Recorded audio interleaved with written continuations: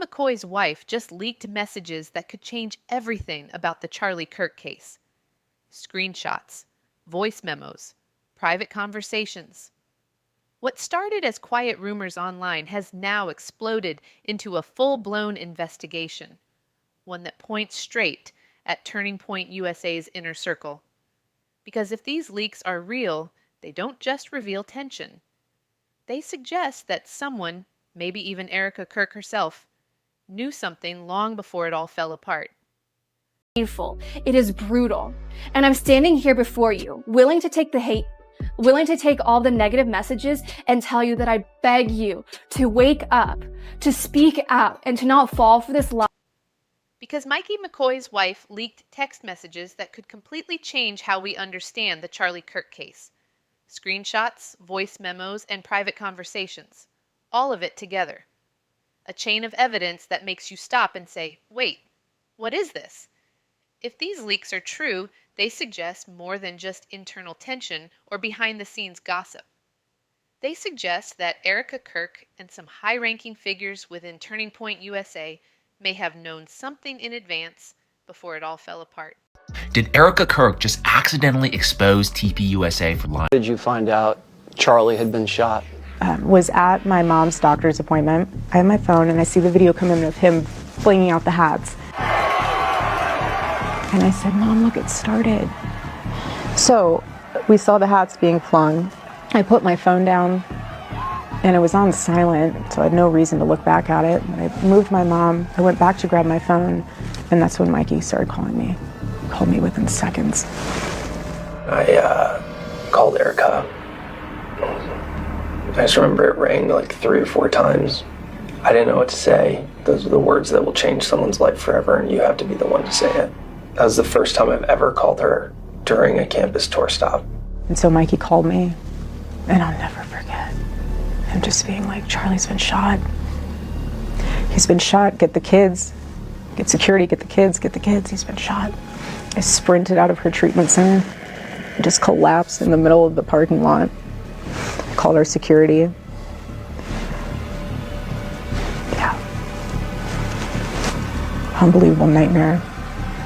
She said that Mikey called her within seconds, which does line up with this clip of Mikey McCoy, Charlie Kirk's chief of staff, picking up his phone as soon as Charlie was shot. We talked about this a couple weeks ago and about how bizarre and weird it was, his reaction, not running, not jumping to Charlie's aid, but instead making an immediate phone call, kind of like he knew that things were about to go down.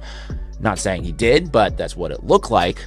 And this led to the TPUSA folks responding, saying, no, Mikey was actually not on the phone. They're alleging that he was on the phone immediately. He was not. He was taking social videos, which he would send to our group chat, which we would then put on Charlie's social while the event was happening, so you could see like the crowd come in or his interactions. And we were only 2 questions into this event, so he was still getting it out to all the chats he needed to do, which he did at every event. He turns around and it was so blaringly loud, I'm told. You would know this better than I, but this is what I'm told. It was so blaringly loud and he was so shell-shocked, he put his fingers in his ear, but his phone was still in his hand. So now we have 2 different sides of the story.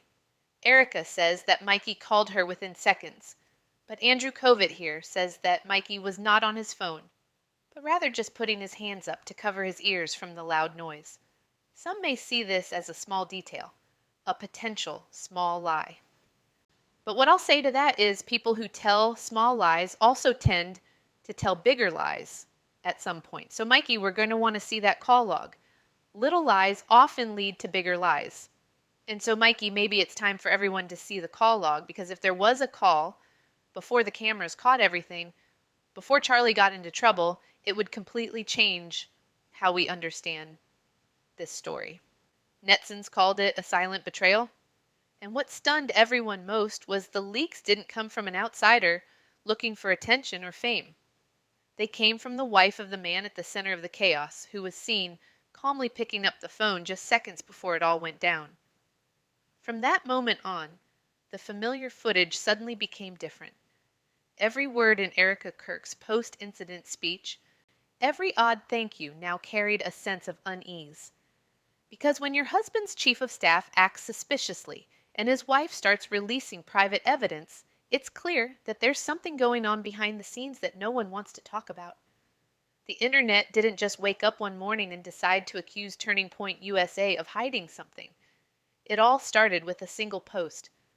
Late one night, a mysterious account, later linked to Mikey McCoy's wife, posted what appeared to be screenshots and a private recording. No caption, no explanation, just a short, chilling message. They all know. Within minutes, the screenshots went viral. Inside were details about the timing, the security coordination, and especially a chilling quote said to be from Mikey McCoy himself. Erika Kirk knew just 4 words, but enough to ignite a storm of public opinion. People began to wonder, what did Erika know, and what was she preparing for? A recording of what was believed to be a voice memo also emerged. A woman's voice trembling as she said, "I can't keep quiet anymore. This is not an accident." Many believed it was Mikey McCoy's wife, while others believed it was just a friend trying to protect her. Whatever the truth, the tone of the voice was filled with fear and torment. Then came the explosive discovery. The timestamps in the leaked messages almost exactly matched the viral video from the event, where Mikey quietly picked up his phone just before the incident. What had once been dismissed as a coincidence now looked unusually suspicious. The internet exploded on Reddit, in TikTok videos, and on Twitter, X. Thousands of people were dissecting each frame, asking the same question.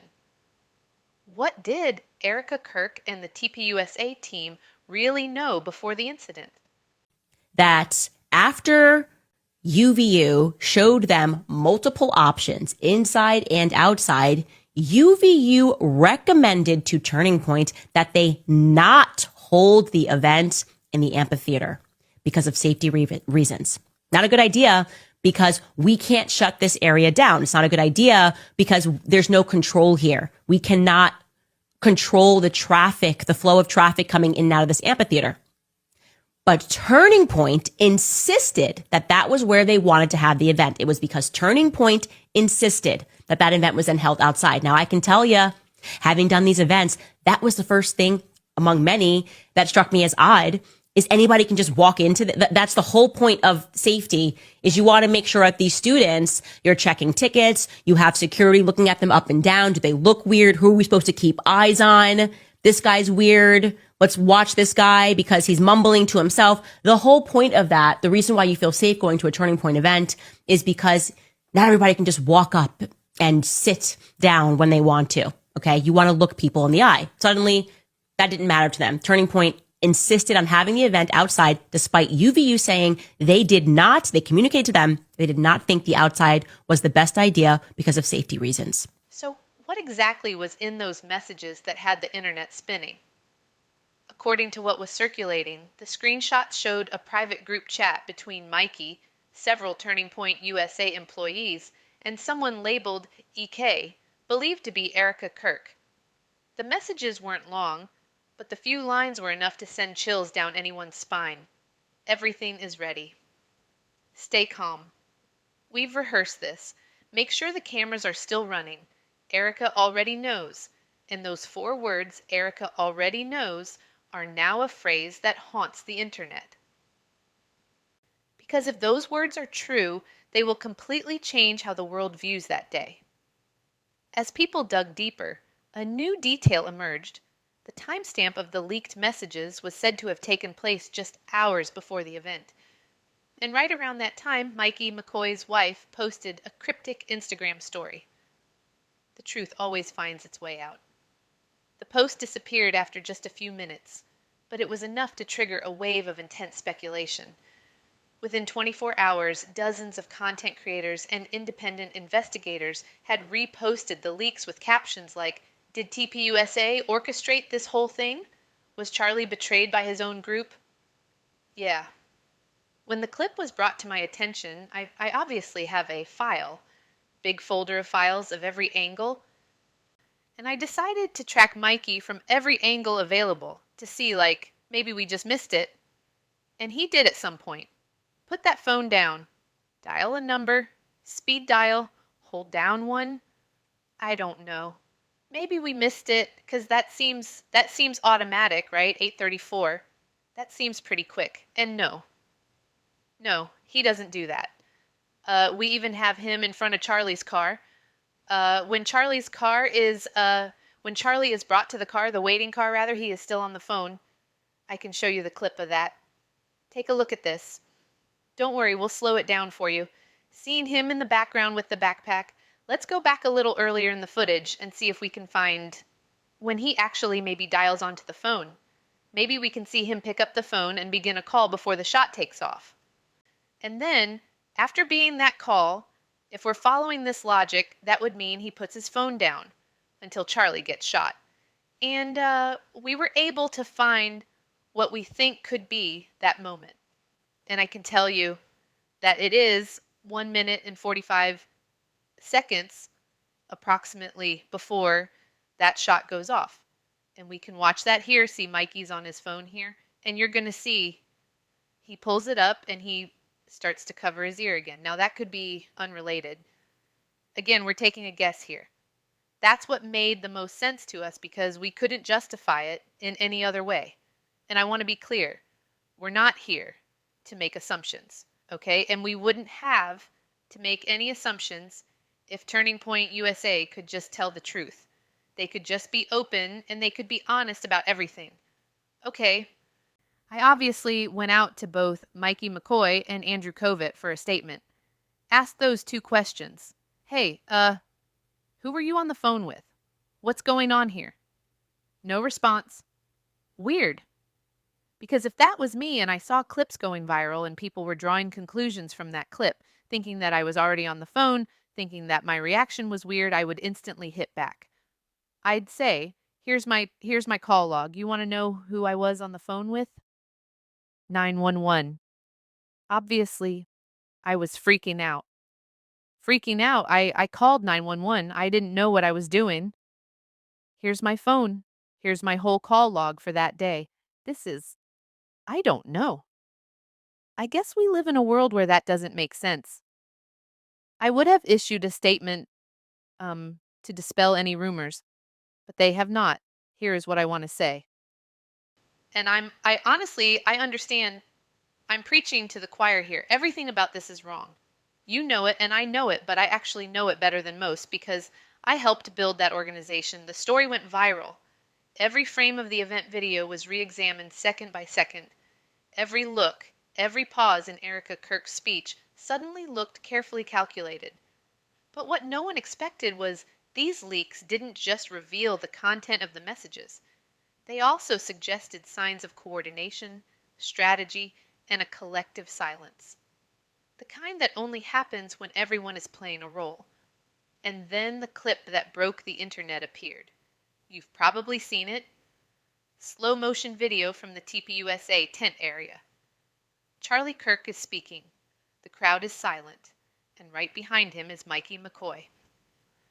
In the split second before the incident, Mikey makes a move that looks like it was pre-planned, picks up the phone, puts it to his ear, turns away, and calmly walks out of the frame. It's a gesture that only lasts 2 seconds, but those 2 seconds sent the internet into a frenzy. No panic, no spontaneous reaction, no turning toward a colleague in trouble. Instead, there was a suspicious calmness, as if he were saying in a wordless language, I knew this would happen.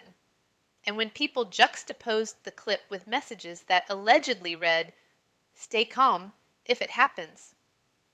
The coincidence was too perfect to ignore. The online reaction was immediate.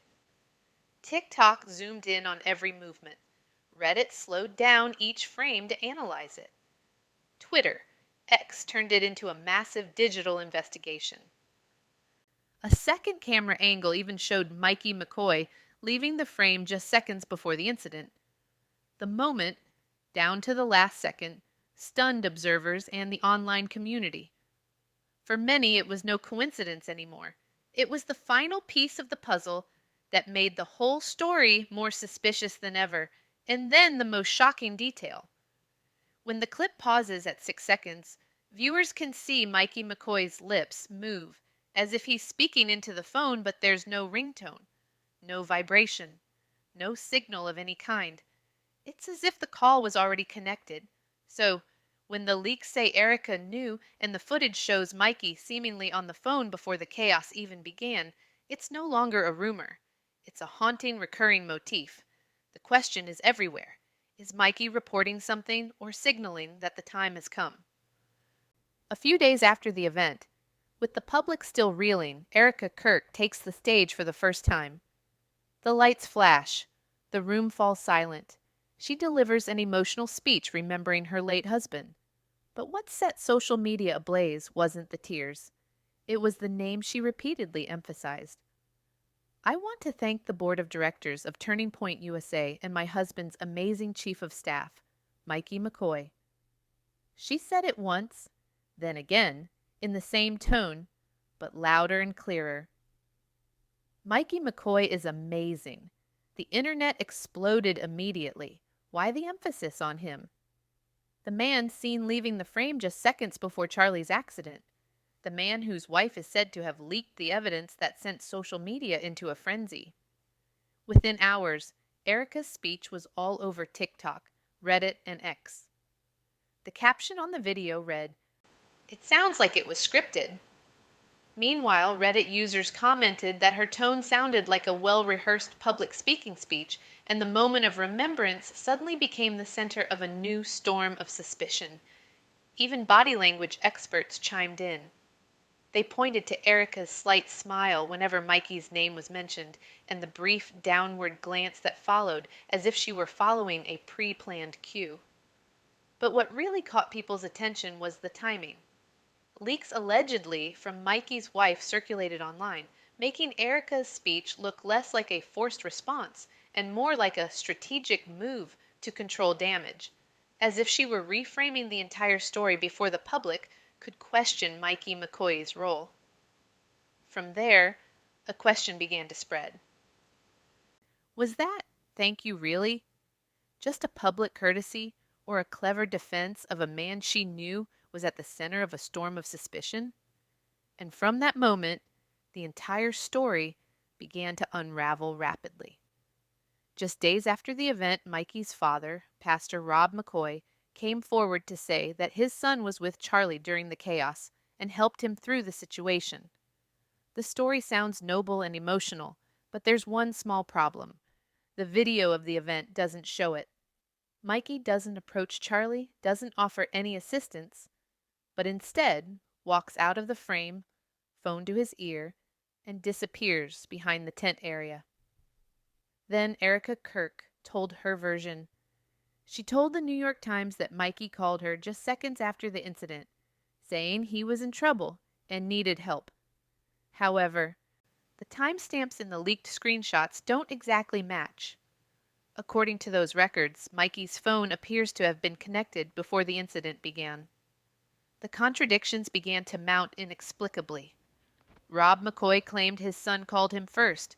Erika said she was the first to receive the call. No one mentioned the group call, and no one explained why the timestamps overlapped. Yet both sides believed they were the first to hear from Mikey, a timeline that cannot coexist. What was even more surprising was the official response from Turning Point USA. The statement was released almost overnight, with spokesperson Rush praising Mikey as a hero under immense pressure, but without mentioning or explaining any of the contradictions in the story. But every attempt to clarify seemed to only make things more confusing, because every version contradicted the video, and every defense sounded rehearsed. Now, people were asking not whether there was a cover-up, but how many people were really involved, and why each new explanation felt like a script that had been rewritten 3 times. After the leaks, the viral video, and the confusing timelines caused a public outcry, Turning Point USA did what large organizations often do when a story starts to spiral out of control. They went into crisis mode overnight. According to internal reports, the PR team was directed to take back control of the story. And almost immediately, a series of articles began to appear, all portraying Mikey McCoy as a man of faith, calm, and loyalty amid the chaos. This is one of Charlie's guys. And it makes me so effing mad. Hello, everyone. My name is Mikey McCoy. I had the unique honor, blessing, and privilege of a lifetime to not only call Charlie a precious friend, mentor, but to travel with him literally everywhere. Then came the elaborate tribute videos, flashy lighting, moving music, all sending a unified message. Mikey was a hero, but the public wasn't convinced. The internet quickly realized the timing was too perfect. Just a week after the leak broke, Mikey appeared at Liberty University, speaking about Charlie Kirk's unwavering vision and legacy. The speech flowed perfectly. No inconsistencies mentioned, no explanation of the mysterious call, just an incredibly smooth performance. To many, it felt less like a public memorial and more like a carefully choreographed media rehearsal. And then things took a darker turn. Mikey McCoy's wife's social media accounts disappeared, posts deleted, profile locked, comments disabled. Rumors quickly spread that TPUSA lawyers had stepped in to stop the spread of misinformation, but to the public it didn't feel like a reputation-protecting move. It felt like a deliberate silence. Behind the scenes, insiders whispered that NDAs were being renewed and updated. Employees were warned to avoid posting anything online. And TPUSA's internal Slack channels, which were once bustling with activity, became eerily quiet. It was like a panic. But the strange thing is, the more TPUSA insisted it had nothing to hide, the more suspicious things became. Because when an organization tries so hard to bury a story, it usually means someone somewhere has finally come forward.